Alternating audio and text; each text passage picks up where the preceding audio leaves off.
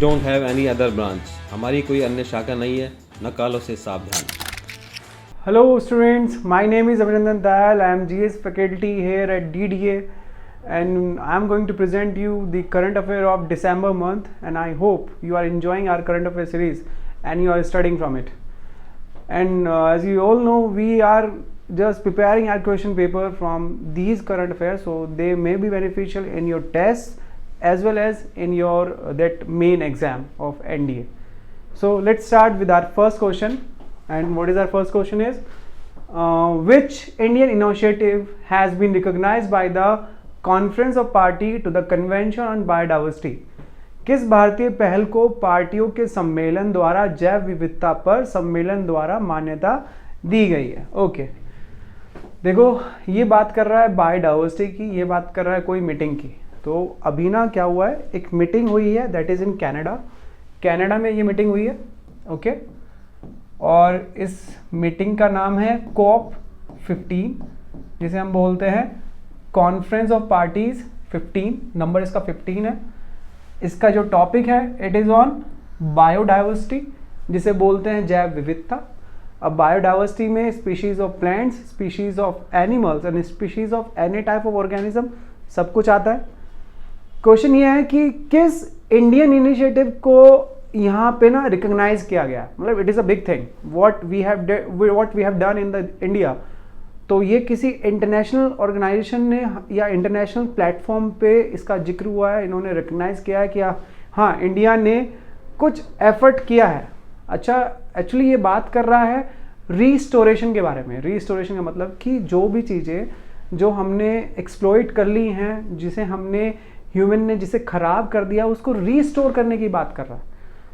तो ये कह रहा है कि इंडिया का वो कौन सा एफर्ट था जिसको रिकॉग्नाइज किया है इस मीटिंग में, जिसका टॉपिक था बायोडाइवर्सिटी. तो इसका आंसर जो बच्चों में बताना चाहता हूँ, इसका आंसर है नमामि गंगे.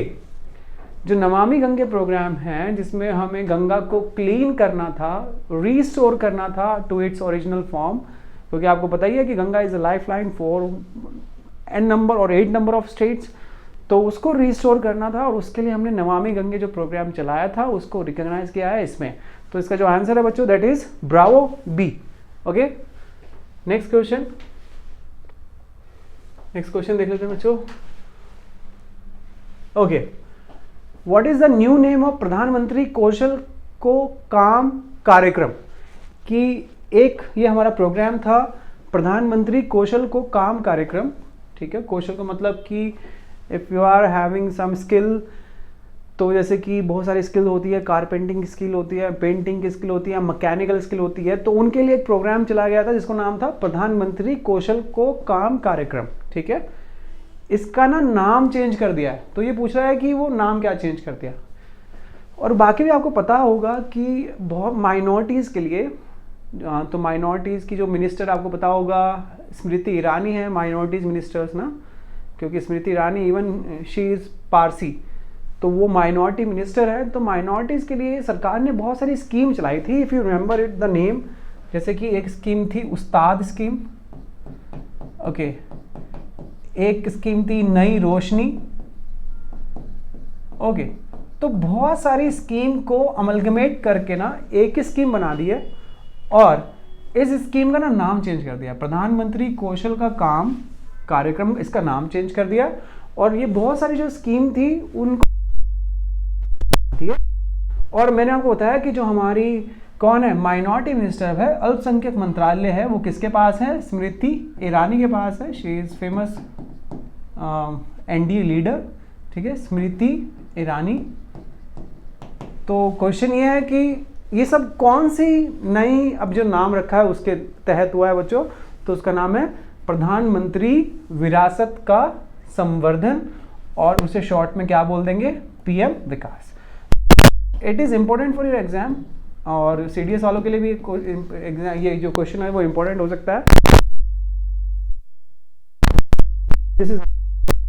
आप इसे कर सकते हैं. ओके, नेक्स्ट है बच्चों एक इस बारी ये सूर्य किरण करके ना एक जॉइंट मिलिट्री एक्सरसाइज हुई है. ठीक है, तो नाम क्या है? सूर्य किरण. ये हर साल होती है. लास्ट टाइम ये इंडिया में हुई थी इंडिया में आपको पता ही है, उत्तराखंड में एक जगह है पिथौरागढ़, वहाँ पे हुई थी। इस बारी ये नेपाल में हुई है।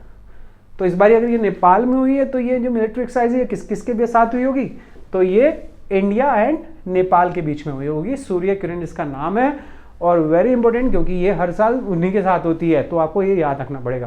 तो अपने नेक्स्ट क्वेश्चन पे आते हैं, दैट इज क्वेश्चन नंबर 4। ये पूछ रहा है name a spacecraft, the name is surface water and ocean topography spacecraft. It is telling you कि ये कोई स्पेसक्राफ्ट है कि किसने इसे छोड़ा है, ठीक है। तो ये जो स्पेसक्राफ्ट है बच्चों, इसका जो मेजर ऑब्जेक्टिव है वो ये है कि धरती पर पानी को उसे क्या करना है, उसे धरती पर पानी में हो रहे चेंजेस को ऑब्जर्व करना है। जैसे कि आपको पता है कि धरती पर 71% वाटर है, 29% कॉन्टिनेंट है, बट 71 में से भी बहुत कम चंक जो है उसे हम ड्रिंक कर सकते हैं, ड्रिंकेबल है। तो मैक्सिमम जो है वो ग्लेशियर्स में है। अब उन ग्लेशियर्स एंड आइस कैप्स को ऑब्जर्व करना है और ये स्पेसक्राफ्ट उसी के लिए छोड़ा गया है। नाम क्या है, शॉर्ट पढ़ सकते हैं इसे, surface water and ocean topography. ये जो स्पेसक्राफ्ट है बच्चों, ये छोड़ा है यूएसए ने छोड़ा है, तो ऑब्वियसली किसने छोड़ा होगा, नासा ने, इन कोलैबोरेशन विद फ्रांस की स्पेस एजेंसी। वैसे तो बहुत सारे कोलैबोरेशन में और भी है, कनाडा भी है, जापान भी है, बट ये दो मेन है। इसका आंसर क्या हो गया बच्चों, USA is the correct answer. Okay, अच्छा बच्चों ये देखो नेक्स्ट क्वेश्चन है ये, ICMR NARFBR National Animal Resource Facility for Biomedical Research has been inaugurated in which city? National Animal Resource Facility for Biomedical Research का उद्घाटन किया गया है। ओके, तो ये रिसर्च का एक इंस्टीट्यूशन इंडिया में खोला गया है। ये क्वेश्चन पूछ रहा है कि किस जगह पर, किस सिटी पे ये खोला गया है। तो बच्चों इसका सिंपल सा आंसर है हैदराबाद। तो if it is in Hyderabad, it is in Telangana में ये खोला गया है, ICMR NARFBR, ठीक है। फैक्चुअल क्वेश्चन है। Okay, next, Indian origin leader है कोई जिसका नाम है लियो वराडकर, ठीक है। Varadkar has been elected as the prime minister of which country? कोई इंडियन ओरिजिन लीडर है और आजकल इंडियन ओरिजिन लीडर का बहुत नाम चल रहा है, ठीक है। As in England we are having, तो और बहुत सारी जगहों पर लाइक बहुत सारे आइलैंड नेशन में भी इंडियन ओरिजिन है। तो ये क्वेश्चन पूछ रहा है कि ये जो भाई बंदा है लियो वराडकर इंडियन ओरिजिन है, मतलब इसका जो रूट था कभी इंडियन रहे होंगे। He is not Indian, exactly Indian नहीं है, इसके रूट्स इंडियन थे। अब पता नहीं ये मानता नहीं मानता, ये अपने आप को इंडियन मानता नहीं मानता। जैसे कि ऋषि सुनक है। अब आपसे पूछोगे कि if you are proud Britisher और यू आर प्राउड इंडियन, तो मे भी उसका आंसर प्राउड ब्रिटिशर हो, बट हमें तो आदत है हम अपने आप पर क्रेडिट ले लेते हैं, ठीक है। तो इसका जो लियो वराडकर है बच्चों, इसका जो आंसर दैट इज आयरलैंड। तो B is the correct answer. ये आयरलैंड का प्राइम मिनिस्टर चुना गया है, ठीक है। ओके, वैसे हम इंडियन एक्सेल हर जगह करते हैं, ठीक है। Next, international migrants day. Migrant समझते हो ना बच्चों, एक जगह से दूसरी जगह पे जब आप माइग्रेट करते हो तो you are called as migrants. तो अगर मैं इंडियन डायस्पोरा की बात करूँ तो हमारे सबसे ज़्यादा माइग्रेंट्स हमारे ही, आपको पता ही होगा, बहुत सारे माइग्रेंट्स हैं हमारे। ओके, तो माइग्रेंट्स का उनके कुछ राइट्स भी होते हैं जो जनरली जिस कंट्री में हम जाते हैं उसे वो वाले उसे रिकॉग्नाइज करना नहीं चाहते, because they treat us as an outsider, they treat migrant as an outsider ना। तो वो जनरली नहीं ट्रीट करना चाहते एज एन इक्वल, साथ में नहीं ट्रीट करना चाहते। तो उस इक्वालिटी को लाने के लिए कि भाई माइग्रेंट्स को भी उनके राइट्स मिलने चाहिए, एक्चुअली दे आर जस्ट, देखो माइग्रेंट्स दो तरह के हो सकते हैं, एक वो जो दूसरी कंट्री में घुस के कुछ गलत काम करते हैं, ठीक है, एक वो जो दूसरी कंट्री में घुस के एक सरप्लस क्रिएट करते हैं। तो ऐसे लोगों के एफर्ट्स को सराहने के लिए, उनके राइट्स को बचाने के लिए 18 दिसंबर को हम क्या बनाते हैं बच्चों, इंटरनेशनल माइग्रेंट्स डे बनाते हैं, ठीक है। नेक्स्ट, ओके, अब बच्चों देखो क्वेश्चन फिर सिंपल से वही पहले वाला क्वेश्चन याद रखना। ये कह रहा है कि which country is the host of UN biodiversity conference COP15। Actually इसका जो पहला होस्ट था दैट वाज चाइना, मतलब चाइना में ही होना था। I think because of Covid situation China में नहीं हो पाया, तो मे बी इसलिए ये इंपॉर्टेंट हो जाएगा। तो ये जो COP15 मीटिंग हुई है, मैंने आपको बताया था कॉन्फ्रेंस ऑफ पार्टी 15 मीटिंग हुई है ऑन बायोडाइवर्सिटी। बच्चों ये कहाँ पे हुई है, मॉन्ट्रियल कनाडा में हुई है, ठीक है। तो इसका आंसर कनाडा है। Actually it was suppose to be in China, but फिर बाद में because of the covid situation ये कहाँ पे हो गई, इट इज इन कनाडा। तो इसका आंसर क्या है बच्चों, कनाडा है इसका आंसर। Okay, next. अच्छा, ये क्वेश्चन बड़ा ही इजी है, हलवा है। आई होप कि हम इसे गलत नहीं करेंगे।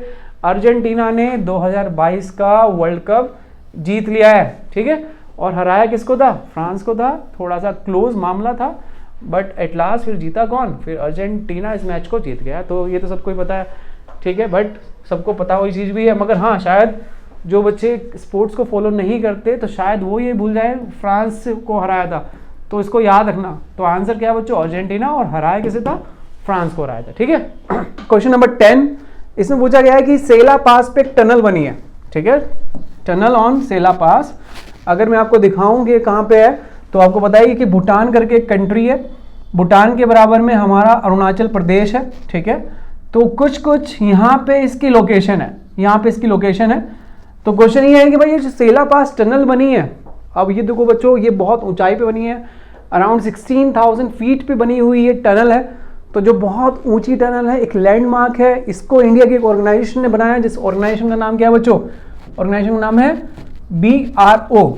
BRO ने इसे बनाया है, ठीक है। तो क्वेश्चन ये है कि ऑब्वियसली मैंने बता दिया है कि ये कहाँ पे बनी है, तो इसका आंसर क्या होगा बच्चों? इसका आंसर होगा अरुणाचल प्रदेश। चलो ठीक है, अब अपने नेक्स्ट क्वेश्चन की तरफ मूव करते हैं। नेक्स्ट क्वेश्चन क्या है देखते हैं। Okay, next question is, as per the UN nature deal, what % of the planet is sought to be protected by 2030? तो बच्चों एक ना UN की एक डील हुई है, ठीक है। अब UN की क्या डील हुई है देख लेते हैं। UN की एक डील हुई है, UN नेचर डील। उसमें कहा गया है कि अर्थ को कितना % हमें बचा के रखना चाहिए। देखो, एक होता है डेवलपमेंट, एक होता है सस्टेनेबल डेवलपमेंट। अगर आप अपने यहाँ पे रिसोर्सेज का ध्यान नहीं रखेंगे तो it is not sustainable development. मतलब कि अब what is sustainable development? If the development procedure of current generation is not taking into consideration the development potential of future generation, तो उसे आप सस्टेनेबल डेवलपमेंट नहीं बोल सकते। कि प्रेजेंट का जो डेवलपमेंट है उसे कल का भी ध्यान रखना पड़ेगा। तो उसी के लिए हमने बोला है कि इस UN नेचर डील में कि कितने % प्लैनेट को हमें बचाना है। तो उसका आंसर क्या है बच्चों? 30% प्लैनेट को आपको बचाना पड़ेगा, कंजर्व करना पड़ेगा, तभी वो सस्टेनेबल डेवलपमेंट कहलाएगा, अदरवाइज नहीं कहलाएगा, ठीक है। तो इसका आंसर क्या हो गया? 30% इसका आंसर हो गया। ओके, नेक्स्ट ये है Kunming Montreal Global Biodiversity Framework, GBF has 23 targets that the world needs to be achieved by which year? Okay, तो बच्चों ये जो अभी मैंने बताया ना COP15 convention on biological diversity, अब उसी से रिलेटेड है ये। तो मॉन्ट्रियल में हमने क्या किया है? 23 टारगेट सेट किए हैं। और 23 टारगेट्स क्या हो सकते हैं? जैसे कि कार्बन फुटप्रिंट को कम करना, कार्बन एमिशन को कम करना, ग्लोबल वार्मिंग को रोकना, ऐसे कुछ टारगेट्स लिए होंगे 23। क्वेश्चन ये है कि ये टारगेट हमें कब तक पूरा करना है, ठीक है। किस ईयर तक हमें ये टारगेट पूरा करना है? तो इसका जो आंसर है बच्चों वो है 2030 तक हमें क्या करना है? इन 23 टारगेट्स को अचीव करना है। And the nature of the target I already told you कि वो कैसा होगा। कार्बन डाइऑक्साइड के एमिशन को, CFC उनके एमिशन को रोकना, ये सब तरह के टारगेट्स इसमें लिए गए होंगे। चलो ठीक है, चलो कोई बात नहीं, नेक्स्ट क्वेश्चन की तरफ मूव करते हैं। That is question number 13। Which institution release the report titled coal 2022 analysis and forecast to 2025? एक करके ये रिपोर्ट है ऑन कोल, ठीक है। क्वेश्चन ये है कि ये जो रिपोर्ट है वो किसने की होगी, ठीक है। तो if you are going to an exam तो आपको पता होना चाहिए UNEP, united nation environment programme, इसने नहीं की थी। UNFCCC, united nation framework convention on climate change, इसने भी नहीं की थी। FAO, food and agriculture organisation, इसने भी नहीं की थी। एनर्जी से जुड़ी हुई यहाँ पे है, एक ही है बच्चों, इंटरनेशनल एनर्जी एजेंसी, एक ही है यहाँ पे। तो इसका जो आंसर हुआ वो हुआ D, इसने ये रिपोर्ट को क्या किया था बच्चों? रिलीज किया था। ओके, क्वेश्चन नंबर 14 की तरफ बढ़ जाते हैं, देखते हैं क्वेश्चन नंबर 14 में क्या है। Which country has launch group of friends to promote accountability for crimes against peace keeper? देखो बच्चों, पीस कीपिंग फोर्स आपने सुना भी होगा कि इंडिया अपने ट्रूप सबसे ज्यादा भेजता है इन UN पीस कीपिंग फोर्स। अगर किसी भी नेशन में कोई डीस्टेबलाइजेशन हो, कोई डीस्टेबलाइजेशन जैसी सिचुएशन हो, तो इंडिया की साइड से, UN की साइड से हमारी ट्रूप्स जाते हैं as a UN peace keeper forces. क्योंकि इंडिया सबसे ज़्यादा पीस कीपर भेजता है तो उनका ख्याल भी सबसे ज़्यादा इंडिया को ही है। क्योंकि हम अपनी फोर्सेस भेजते हैं बच्चों, हम ध्यान रखना पड़ता है। कभी कभार क्या होता है, जब हम दूसरे नेशन में जाते हैं तो दूसरे नेशन वाले ही हमारा हेल्प नहीं करते, इवन वो हमारे अगेंस्ट क्राइम भी करते हैं। तो इस क्राइम को रोकने के लिए, हमारा जो एक्सप्लोटेशन है उसको रोकने के लिए इंडिया ने एक ग्रुपिंग बनाई है। इसकी पहल हमने शुरुआत की है। इसका नाम क्या है बच्चों? Group of friend. तो क्वेश्चन ये है कि विच कंट्री हैज लॉन्च, अब कौन, जो हम ही पीस कीपर ज्यादा भेजते हैं तो सबसे ज्यादा प्रॉब्लम भी हमें ही है, सबसे ज्यादा सैनिक भी हमारे ही शहीद होते हैं बच्चों। इसका आंसर क्या हो गया? बी का आंसर क्या हो गया? इंडिया हो गया। ओके चलो अपने नेक्स्ट ये कह रहा है कि which country is host of special negotiation round on 3 of the 4 pillar of Indo Pacific economic framework in Feb 2023 कि फरवरी 2023 में इंडो पैसिफिक इकोनॉमिक फ्रेमवर्क के चार में से 3 स्तंभों पर विशेष वार्ता दौरे का मेजबान कौन सा देश है? ओके तो देखो यहाँ पे है इंडो पैसिफिक इकोनॉमिक फ्रेमवर्क, एक कोई फ्रेमवर्क तैयार हो रहा है। ये कह रहा है कि 4 पिलर्स हैं उसमें, उनमें से निगोशिएशन चल रहा है। ठीक है, ये कह रहा है कि किस कंट्री ने IPEF Indo Pacific economic framework को वो होस्ट कर रहा है इन फैब 2023। ठीक है, देखो इंडो पैसिफिक इकोनॉमिक फ्रेमवर्क, इसका नाम सजेस्ट कर रहा है ये इकोनॉमिक एक्टिविटीज को प्रमोट करने के लिए ग्रुपिंग बनाई गई है। इंडिया भी इसका मेंबर है। ये शुरू किया गया है बाय USA, तो USA इसका पायनियर है, USA ये शुरू कर रहा है, इनिशिएट USA ने किया है। ओके तो ये कह रहा है कि 2023 में इसकी मीटिंग कौन है? 2023 में इसकी मीटिंग भी बच्चों कहाँ ही हो रही है? इसका आंसर भी क्या है? USA है, क्योंकि ये इसी का इनिशिएटिव है तो इसकी मीटिंग भी कहाँ हो रही है बच्चों? USA में ही हो रही है। ओके 9 चार्ट्स रिपोर्ट, एक ये रिपोर्ट है 2000, बहुत इंपॉर्टेंट रिपोर्ट है, कीप इट इंपॉर्टेंट लिख दो बच्चों इसके ऊपर। 9 चार्ट रिपोर्ट सिंपली पूछ देंगे 9 चार्ट रिपोर्ट किसकी, किस ऑर्गेनाइजेशन की रिपोर्ट है? तो इसका आंसर क्या है बच्चों? इसका आंसर है वर्ल्ड बैंक। वर्ल्ड बैंक की ये रिपोर्ट है, पोवर्टी एलिवेशन, जैसे कि डी एडिक्शन, ऐसे कुछ रिपोर्ट्स में, इसमें कुछ रिपोर्ट में कुछ डेटा दिया गया होगा और हमें तो इंपॉर्टेंट है नहीं वो डेटा, हमें तो ये पता होना चाहिए कि भाई 9 चार्ट रिपोर्ट किसकी है।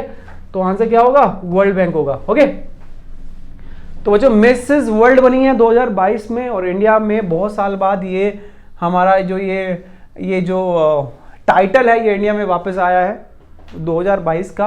ये मिसेस है, this is not miss, Mrs is शादीशुदा। ओके और ये टाइटल को वापस लाने के लिए एक लेडी है हमारी, नाम क्या है बच्चों? सरगम कौशल। तो ये जो लेडी है ये हमारे सामने क्या लेके आई है बच्चों? वापस हमारे लिए मिसेस वर्ल्ड का टाइटल इंडिया में लेके आई है। Okay next, which has been awarded the golden ball award in FIFA world cup 2022। जैसे कि अब हमारे क्रिकेट में गोल्डन बैट मिलता है, अच्छे जो बॉलिंग करे उसे गोल्डन बॉल मिलती है, तो ऐसे ही क्रिकेट जो फुटबॉल वर्ल्ड कप है, जो बहुत अच्छा फुटबॉलर, जो बहुत अच्छे गोल करे, बहुत ज़्यादा गोल करे, तो उसको वहाँ पे क्या मिलता है? गोल्डन बॉल मिलता है। तो अर्जेंटीना ने जीता है और ये जो गोल्डन बॉल का अवार्ड भी है ये भी अर्जेंटीना के प्लेयर को मिला है और नाम क्या बच्चों? लियोनेल मैसी। तो मैसी को ये मिला है अवार्ड, गोल्डन बॉल अवार्ड मिला है। ठीक है, आपका होमवर्क है कि गोल्डन ग्लव किसे मिला है? गोल्डन ग्लव सबसे अच्छा, तो पूछने वाला तो कुछ ही पूछेगा, तो आप गोल्डन ग्लव का आंसर ढूंढेंगे कि फीफा ने गोल्डन ग्लव अवार्ड किसको दिया है। Okay next, who took over the general officer commanding of GOC of counter insurgency force kilo. तो वो जो किलो करके एक फोर्स है, काउंटर इंसर्जेंसी है, मतलब घुसपैठ के विरुद्ध की एक एजेंसी है। इसके नए, मैं इसे लेस इंपॉर्टेंट मानता हूँ, इतना इंपॉर्टेंट नहीं मानता हूँ, बट इसका आंसर क्या है बच्चों? मोहित सेठ। अगर आपसे पूछे, क्योंकि हम आर्मी के लिए प्रिपेयर कर रहे हैं, तो आर्मी के लिए बच्चों ये जनरल ऑफिसर कमांडिंग ये जो है बच्चों मोहित सेठ करके है। ठीक है, तो काउंटर इंसर्जेंसी फोर्स किलो के ये क्या बने हैं बच्चों? GOC बने हैं। ठीक है, मोहित सेठ नाम। Next, what is the name of 5th scorpion submarine of project 75। अच्छा प्रोजेक्ट 75 क्या है? प्रोजेक्ट 75 बच्चों जो ये प्रोजेक्ट 75 है इसमें ना हमें ना 6 सबमरीन बनानी है, 6 सबमरीन बनानी है। ठीक है, क्वेश्चन ये है what is the name of 5th scorpion, मतलब कि 6 सबमरीन बनानी थी, 5 बना चुके हैं। ठीक है, और 5वीं का ये नाम पूछ रहा है, तो इसका नाम है INS वागीर। तो क्वेश्चन ये है प्रोजेक्ट 75 क्या है? इंडियन नेवी का प्रोग्राम है जिसमें उसने क्या बनानी है? 6 सबमरीन बनानी है स्कॉर्पियन क्लास। उसमें से 4 हम ऑलरेडी बना चुके थे, 5वीं हम बना रहे बन चुकी है, अभी इंडक्ट हो गई है, INS वागीर, और बस एक बनते ही हमारा कौन सा प्रोजेक्ट पूरा हो जाएगा, प्रोजेक्ट 75 प्रोजेक्ट पूरा हो जाएगा।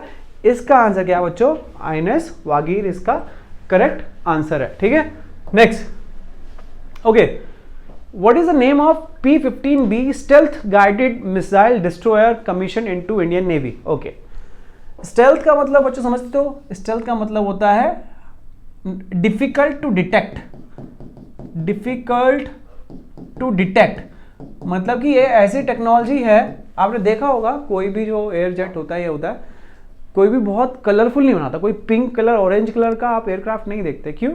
क्योंकि अगर पिंक कलर ऑरेंज का बनाओगे तो it is easy to detect ना, तो थोड़ा देते हैं, इसलिए हमने जनरली, अगर आप सोचो तभी हम देखते हैं कि जो ट्रेनिंग के एयरक्राफ्ट होते हैं उनका तो फिर भी कलर हो जाता है, बट जो वॉर में यूज होते हैं to make them stealth, stealth का मतलब आपने हार्ड टू डिफिकल्ट और डिफिकल्ट टू डिटेक्ट बनाना चाहते हो। ठीक है, तो अभी किया गया है, इसका नाम क्या है बच्चों, INS मरमुगाव इसका आंसर है। ठीक है, नेक्स्ट, ये कह रहा है कि countries first green steel plant launch by Jyotiraditya Scindia. ठीक है, अब देखो ग्रीन स्टील कैसी होती है भाई, ये देखो स्टील के प्रोडक्शन में अगर आप conventional source of energy use कर रहे हो, कन्वेंशनल जैसे कि कोल यूज कर रहे हो, क्रूड ऑयल यूज कर रहे हो, तो जिससे होता है पोल्यूशन। तो अगर आप स्टील का प्रोडक्शन किस चीज पे करें, कोई ऐसी एनर्जी सोर्स के साथ करें जो एनवायरमेंट को नुकसान ना पहुंचाती हो, तो उसको हम क्या बोल देंगे, ग्रीन स्टील बोल देंगे। तो अब हम समझ में आ गए, ग्रीन स्टील का मतलब ग्रीन स्टील नहीं, उसका कलर स्टील है कि बनाने में जिस एनर्जी का यूज किया गया है it is not bad for nature. Okay, जैसे कि सोलर एनर्जी होगी तो it is not bad for nature. तो ऐसी स्टील जो कुछ ऐसी एनर्जी को फॉर्म है, non conventional form of energy, renewable source of energy से जो बनी है, उसको ग्रीन स्टील बोलते हैं। और इंडिया ने भी अपना एक ब्रांड खोल दिया है, नाम क्या है बच्चों, कल्याणी फ्रेस्टा, ये करके है बच्चों। ग्रीन स्टील का मतलब ग्रीन भी नहीं है। ठीक है, क्वेश्चन की तरफ मूव करते हैं। क्वेश्चन का नाम है which is the only university in India to get an A grade by NAC। अच्छा बच्चों, आपको एक ऑर्गेनाइजेशन का आपने नाम सुना होगा, UGC। UGC की फुल फॉर्म क्या है, यूनिवर्सिटी ग्रांट कमीशन। ओके, अब देखो पढ़ाते तो बहुत है, पढ़ाते तो सभी यूनिवर्सिटी है, बट कोई यूनिवर्सिटी अच्छा पढ़ाती है, कोई यूनिवर्सिटी बुरा पढ़ाती है। ठीक है, उसके बिहाफ पर ना UGC का एक ऑर्गेनाइजेशन है जिसका नाम क्या है, NAAC। इसका NAAC की फुल फॉर्म क्या है बच्चों, national assessment and accreditation C council. अब ये क्या करती है, ये यूनिवर्सिटीज को रेटिंग देती है। मतलब कि if you are a consumer, और आपने देखता हो जब हम कोई मूवी भी देखते हैं ना, तो हम भी उसकी IMDb रेटिंग देख लेते हैं, या रोटेन टमाटो करके कोई है ना, उनकी रेटिंग्स देख लेते हैं, जिससे हमें पता लग जाता है कि मूवीज़ कैसी है, अच्छी है, बुरी है। जब हम कोई भी प्रोडक्ट लेते हैं ऑन Amazon तो हम उसकी ना एक रेटिंग देख लेते हैं। उसी तरीके से अगर आपको किसी यूनिवर्सिटी में एडमिशन देखना है और आपको पता लग जाए कि किसी यूनिवर्सिटी को A ग्रेड मिला है, तो आपको ये पता लग जाएगा कि वो यूनिवर्सिटी बहुत अच्छी है। आज तक NAAC से किसी को A ग्रेड नहीं मिला था, और Guru Nanak Dev University, it is in Amritsar, इसको क्या मिल गया बच्चों, इसको A ग्रेड मिल गया है। ठीक है, तो एक बड़ी बात है। ठीक है, next question, which country has partnered with PTC India for the supply of power from Indian power market. ठीक है, देखो बच्चों, एक PTC करके एक कंपनी है इंडिया की, उसने किसी कंट्री के साथ क्या किया हुआ है, एक अग्रीमेंट किया है कि we will supply you the energy. Okay, अब बच्चों चाइना तो हमसे एनर्जी लेगा नहीं। ठीक है, एक ऑब्वियस आंसर है। जापान हमसे बहुत दूर है, तो वो भी एनर्जी नहीं दे सकते। देखो एनर्जी रास्ते में खत्म होती है, बिकॉज ऑफ रेजिस्टेंस वायर में खत्म हो जाएगी, इतनी दूर एनर्जी भेजेंगे। देखा, तो या तो इसका आंसर बांग्लादेश होगा या भूटान होगा बच्चों, बट फैक्चुअल क्वेश्चन है, इसका आंसर क्या होगा, इसका आंसर भूटान ही होना है, तो it is Bhutan. Next, which Indian movie has been shortlisted for the international feature film category in Oscar 2023। अब बच्चों शॉर्ट लिस्टेड की गई है इंडिया की एक मूवी, किसके लिए? ऑस्कर के लिए। Like it is nominated for the Oscar ना, लाइक चुनी नहीं गई, ऑस्कर का कोई अवार्ड नहीं मिला, इट इज जस्ट नॉमिनेटेड कि भाई हमारी साइड से ये मूवी आप देख लो, आपको अच्छी लगती है तो हमें भी अवार्ड दे देना। अब उस मूवी का नाम पूछ रहे हैं, ठीक है। KGF नहीं है, RRR नहीं है, बाहुबली नहीं है, गुजरात की एक मूवी है, कोई लड़का है जिसे बहुत ज़्यादा क्या बच्चों, बहुत ज़्यादा ये मूवी पसंद है, मूवीज़ के उसे बहुत ज़्यादा प्यार है। तो इस मूवी का नाम क्या है बच्चों? इस मूवी का नाम है, गुजराती नाम है, मैं तो इसे छेलो शो पढ़ूंगा, आई डोंट नो इसे गुजराती में क्या पढ़ते होंगे, that is Chhello show. Okay, चलो अब नेक्स्ट मूवी की तरफ मूव करते हैं बच्चों, नेक्स्ट मूवी की तरफ, नेक्स्ट क्वेश्चन की तरफ। Which athlete has been nominated to the vice panel in Rajya Sabha? अच्छा चलो ठीक है, देखो वाइस पैनल इन राज्यसभा, देखो आपको पता है कि इंडिया बाइकैमरल लेजिस्लेचर है, लोकसभा है और राज्यसभा है, यहाँ पे है, ठीक है। लोकसभा को प्रिसाइड करता है स्पीकर, और स्पीकर ना हो तो डेप्यूटी स्पीकर। राज्यसभा को प्रिसाइड करता है चेयरमैन, और चेयरमैन ना हो तो वाइस चेयरमैन। सबको पता है ये बात ना। अच्छा बच्चों, उस दिन जिस दिन ये दोनों प्रेजेंट ना हो तो उस दिन कौन करता है? एक होता है panel of 10 chairperson, panel of 10 chairperson. ये क्या करते हैं बच्चों? प्रिसाइड करते हैं। अब ये पहली बार हुआ है कि किसी एथलीट को पैनल ऑफ 10 चेयरपर्सन में जगह मिली है। उस एथलीट का नाम पूछा है, नाम क्या है? PT ऊषा उसका नाम है, ठीक है। और ये पहली बार हुआ है कि किसी नॉमिनेटेड मेंबर को, क्योंकि PT ऊषा एक नॉमिनेटेड मेंबर है ना, as we all know Rajya Sabha में कितने नॉमिनेटेड मेंबर होते हैं? 12 नॉमिनेटेड मेंबर होते हैं। किसी नॉमिनेटेड मेंबर को पहली बारी कहां चुना गया है? राज्यसभा के पैनल ऑफ 10 चेयरपर्सन में चुना गया है। तो it is a big news मेरी तरफ से, इट इज वेरी इंपॉर्टेंट। इसे याद रखने की क्या करेंगे? कोशिश करेंगे। और ये फर्स्ट टाइम है, अनप्रेसिडेंटेड है, ठीक है। चलो ठीक है। Now okay, who has been appointed as a new chief of the international arbitration centre, ठीक है। अब जो देखो होता क्या है, आर्बिट्रेशन समझौता कराने वाला ना, इस वर्ल्ड में तरह तरह के बिजनेस खुले हैं, तरह तरह का हुआ है। बहुत सारी फॉर्म्स होती हैं, लाइक सिंगापुर जैसी कोई जो सिटी होती है, वहाँ पे बहुत तरह आर्बिट्रेशन सेंटर हैं जो 2 पार्टीज में आर्बिट्रेशन कराते हैं, ठीक है। एक होता है आप जाओ कोर्ट में जाके जस्टिस लो, एक होता है आर्बिट्रेशन, समझौता करो। तो इंडिया भी चाहता है कि हमारे यहाँ पे भी एक अच्छी आर्बिट्रेशन फॉर्म हो। तो इंटरनेशनल आर्बिट्रेशन सेंटर खोला गया है न्यू दिल्ली, जिसके चेयरपर्सन कौन अपॉइंट किया गया बच्चों? जस्टिस हेमंत गुप्ता को अपॉइंट किया गया है, ठीक है। नेक्स्ट ये कह रहा है कि भाई कौन सी मूवी, डॉक्यूमेंट्री मूवी शॉर्टलिस्ट की गई है from the side of India in Oscar 2023। देखो वो फीचर फिल्म थी, ठीक है, ये एक शॉर्ट फिल्म है, ठीक है। ये कह रहा है कि कौन सी इंडियन मूवी है बच्चों? तो इसका जो नाम है द एलिफेंट विस्पर्स। मेरे को लगता है कि आपको ये, अगर आप डिज्नी हॉटस्टार पे आपको देखने को मिल जाएगी, अगर आपको भी देखनी हो तो आप डिज्नी हॉटस्टार पे देख सकते हैं। एलिफेंट विस्पर्स इसका नाम है। एक छोटा हाथी का बच्चा किसी कपल को मिल जाता है, उसके बेस पे कोई स्टोरी बनाई गई है। तो फीचर फिल्म की कैटेगरी में it is Chhello show, okay. और अगर शॉर्ट फिल्म की कैटेगरी में it is elephant whispers, okay. तो कंफ्यूज नहीं होने का। Which Indian movie has been shortlisted in the best song category at Oscar, ठीक है। तो हमारी साइड से बेस्ट सॉन्ग कैटेगरी में कौन सा गाना गया है? सबने सुना है बच्चों, जूनियर NTR का, और वो कौन है? रामचरण आई थिंक, उनका एक सॉन्ग है नाटो नाटो, ठीक है। तो वो जो नाटो नाटो सॉन्ग है भाई, वो गया है हमारी साइड से, और सबने ये सॉन्ग सुना है। आई नो सब तो नाचे भी होंगे, रील्स भी बनाए होंगे इंस्टाग्राम पे, ठीक है। Next, the European union adopted a plan for global minimum how much percentage tax on multinational business. अच्छा आजकल क्या हो रहा है ना बच्चों, अपने देश में मल्टीनेशनल कंपनीज को बुलाने के लिए ना लोग बाग ना टैक्सेस पे टैक्स रिडक्शन कर दे रहे हैं। लाइक अगर इंडिया को टेस्ला चाहिए और इंडिया टेस्ला वालों को ऑफर करेगी भाई तुम हमारे इंडिया में आओ और हम तुम पे 5% टैक्स लेंगे, 6% टैक्स लेंगे, जैसे कि यूरोप में भी ऐसा होता होगा। तो यूरोप में यूरोपियन कंट्रीज़ का 29-30 कंट्रीज़ का जो ग्रुपिंग है, उन्होंने एक मिनिमम टैक्स रख दिया है कि भाई पूरे यूरोपियन कमीशन की जितनी भी कंट्रीज़ हैं वो इतना मिनिमम टैक्स लगाएंगी, उससे नीचे टैक्स नहीं लगाएंगे, उससे नीचे टैक्स नहीं लेंगी।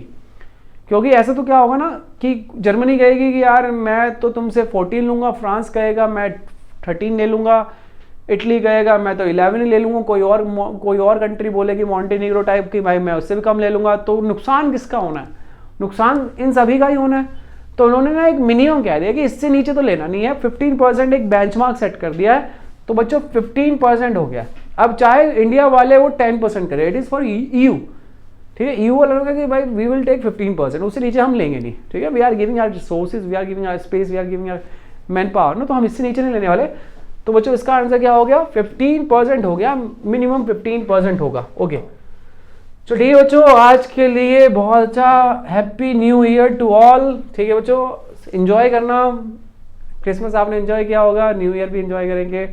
अगला साल जो आएगा हम सब के लिए कामयाबी लेके आएगा, कोविड को मार उगाएगा, गो बैक कोरोना। ठीक है, ओके, जय हिंद, जय Bharat. Kindly subscribe D-Day YouTube channel and don't forget to press bell icon.